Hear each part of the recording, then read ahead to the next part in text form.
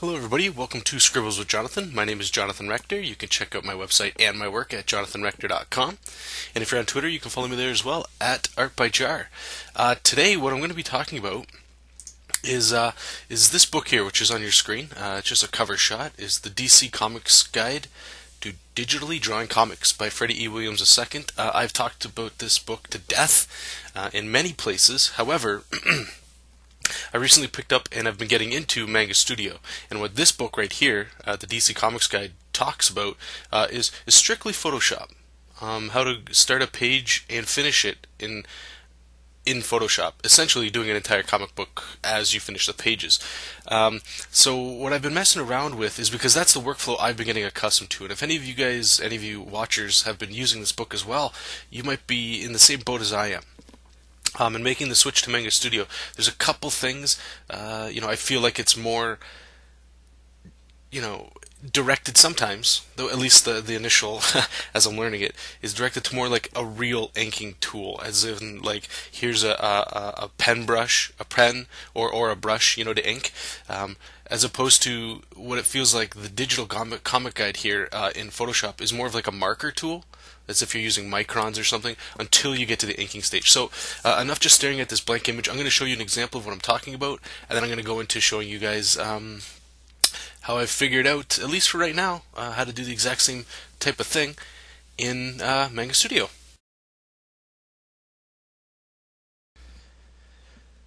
Okay, guys and gals, we're just going to start right into Photoshop. I just want to show you how I would normally do this for those of you that aren't familiar. This is an 11 by 17. Let me just go to image size so you can see. Here right in Photoshop, it's an 11 by 17 document, 300 dpi, and you can see the pixel width and the height there. So Freddie Williams talks about in the book here is, let me just grab my brush tool. There's essentially, let me see if I can get my tablet working here. I don't know why it keeps dropping the opacity every time I do these recordings. There's essentially three brushes that he uses, or arguably two. One right here is your 3 pixel brush. This right here would be what you would do all your line art in, which essentially would be like using a micron. And then you would go over with a thicker version of that micron, which would give you your line weight, and then you'd ink. So I'll try to do something very quick here. Whoops. Very quick. Let me just grab a pressure sensitive brush here. This is actually what I would normally ink with, and I'm just going to draw a very primitive head here.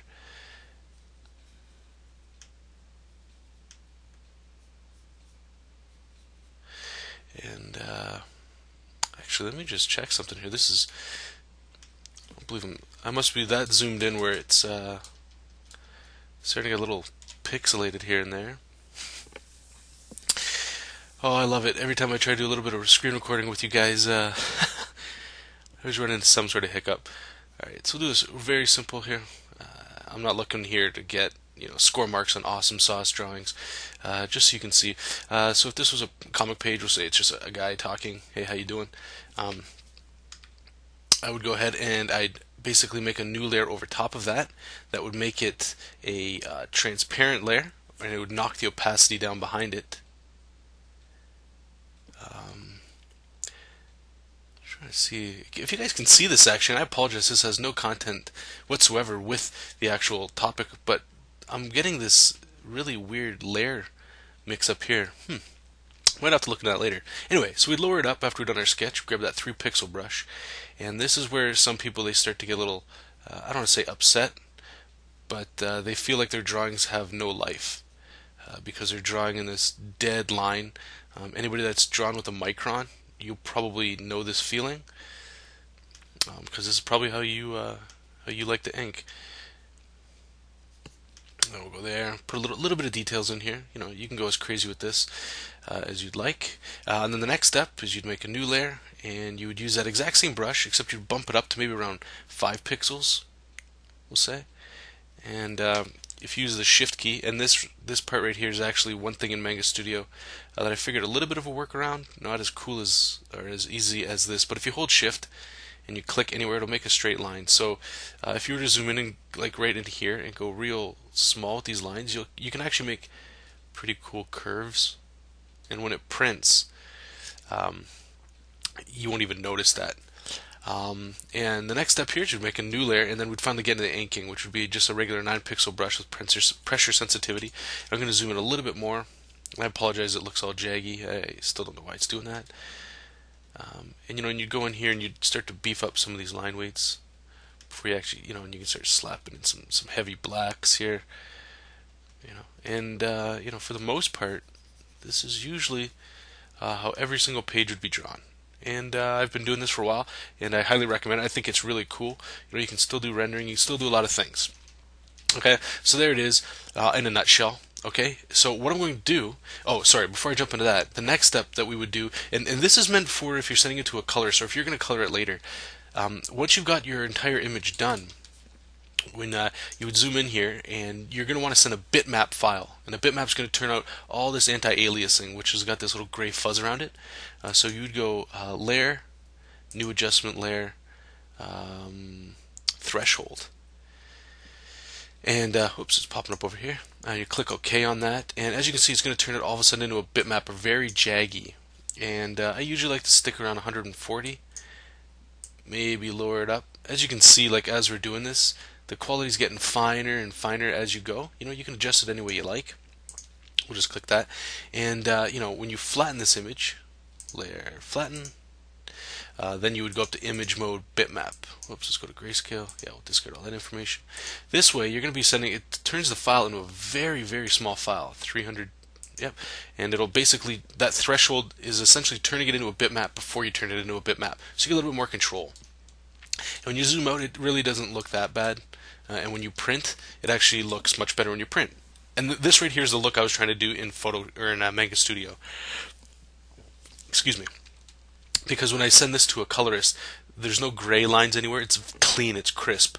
And again, when it gets printed and colors over top of it, a lot of these jaggies, they disappear pretty quick. So if I close Photoshop here, and we got Manga Studio open. Now, what I'm going to do is I'm going to start with a blue layer here, and I'm just going to quickly do another face. And Manga Studio works a little different.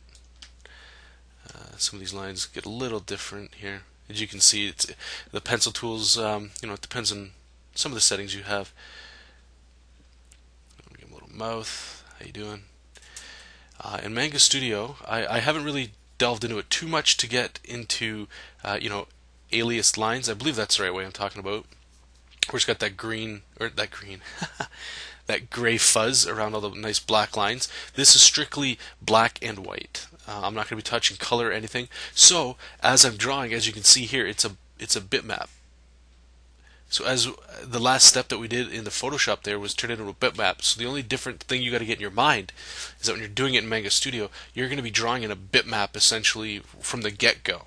Okay, so we have that there. I'm going to knock the opacity down just a bit. And on our first layer here, all I'm going to do here is click marker, and I've already set it up. All you need to do is this size is 0.13, and I found that to be very similar to the 3-pixel brush that we were just doing in Photoshop.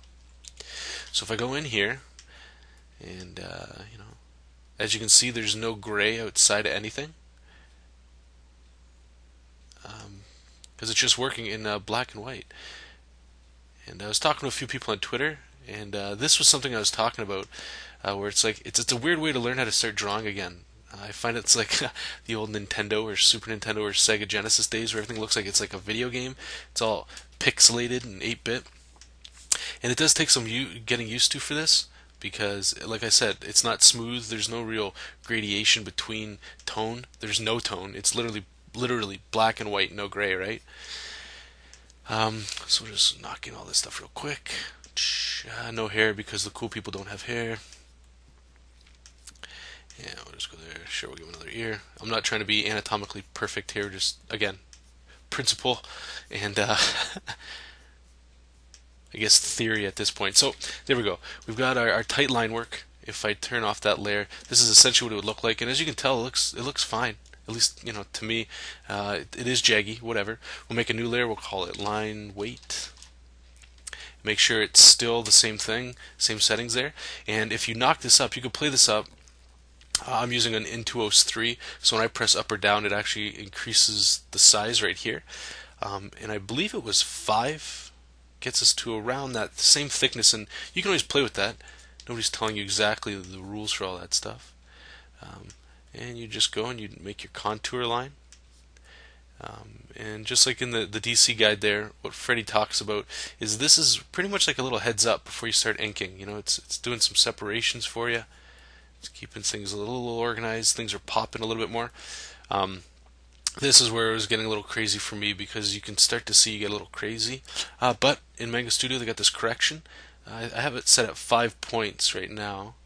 And here I'll just do a quick thing, and you can kind of, we're zoomed in so you can't really see it correcting the line. But if you were to crank this sucker all the way up to 20, you know, like a line like that would go straight. And you could just kind of like feather the line to get it to look good. Or, you know, just play around with your correction settings. We'll try 10. Just kind of go nice and slow. And it makes a nice line there. And we'll break that ear up a bit. Now we'll erase that. We'll go, whoops, and then we'll go back to the marker tool there and just keep it there like that. Alright, and essentially you're good to go at this point. Here we'd make a new layer. You just go up there and we just call it inking. And this is where in Manga Studio you would use whatever your favorite inking tool is. I believe right now I'm using the Maru brush. Nothing, you know, you can play with your opacity, but you know, you just go in there. And one thing I will give Manga Studio is the rendering seems to be much cooler, much more what I would be used to doing if I was doing things like with a pencil, you know. I don't have the correction on unless I'm using like I'm going for like a longer line. I'll just go like that. We'll fill that tool in. Cool. You know, basically you're trying to separate those lines. I could always go into a line weight video with you guys again, but I believe I've already done one. You guys can check that out so you can see why I'm breaking these things up for the line weights to make things pop a little bit more and to separate it from that dead contour line we had. And that same rule, like right here, that looks very, you know, it's your style you got to get into, but I like to at least break it up a bit so it looks like there's a little bit of overlap going on. I'll just go down there. So I'll just zoom out here and you can see. So there it is. I mean, it's black and white. You don't need a threshold. You don't need to do anything. It's bitmap. Or actually, I don't even know if it is. I don't think it is. But you can always export it as a bitmap and it'll look the exact same. And you're good to go. So those are the two settings there. So I'll quickly go over that one more time. If you're doing this in Manga Studio, coming from the mindset of working from that Photoshop way that I did. Let me just turn the correction off here. So your very first deadline. So your first pass, which would normally be your 3-pixel brush in Photoshop, equals 0.13 millimeters. And then when I did this dead weight here, which probably would have been a 5-pixel brush, that was 0.53 millimeters. And yeah, so as long as you remember these two things and you're going here into Manga Studio, you should be good to go. So I hope you guys enjoyed it. Keep making comics, keep reading comics, and again, any comments or topics that you guys would like me to cover, just leave right in the comments in the section, and I'll definitely get back to them, and I'll read them up, and I will follow through. All right, thanks guys, take care, and see you later.